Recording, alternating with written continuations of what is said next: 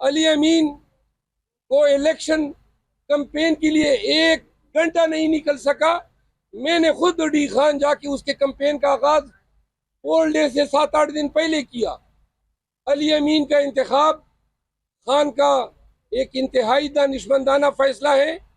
जो लोग इस बुरे वक्त में डट के खड़े रहे, जुर्रत के साथ तमाम जुल्म का मुकाबला किया, तो आज अली अमीन का इंतखाब जो है खान की तरफ से, वो पाकिस्तान तहरीक इंसाफ के जो जज्बात हैं उनकी तर्जमानी की है।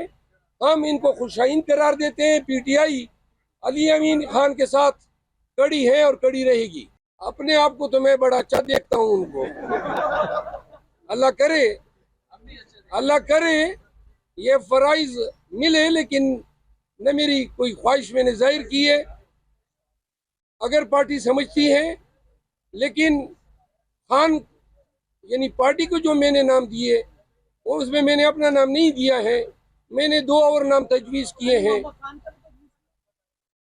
मैंने जो 2 नाम दिए वो मैं सिकाराज में रखूंगा। मैं आपके सामने वाज़ेह कर दूं, कल रात तक आसिफ जरदारी साहब राब्ते करते रहे। कल रात 11 बजे तक, 1 मिनट, कल रात 11 बजे तक आसिफ जरदारी साहब राब्ते करते रहे मुझसे, दरमियानी लोगों के जरिए।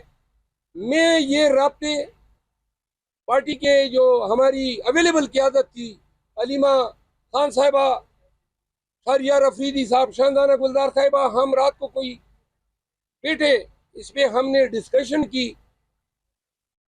असद कैसर साहब जो हैं वो डी खान गए थे। उन्होंने, पीपल पार्टी ने ये इंदिया दिया है कि जो आपकी सीटें हैं वो आप ड्यू प्रोसेस ऑफ लॉ से वापस ले लें, हम इतराज नहीं करेंगे, लेकिन हमारी तरजीह नून के बजाय पीटीआई है। खान साहब ने ये 2 टोक मौक़िफ़ दिया है कि जिन लोगों ने हमारा मैंडेट चुराया है उनके साथ हुकूमत साजी हम नहीं कर सकते हैं।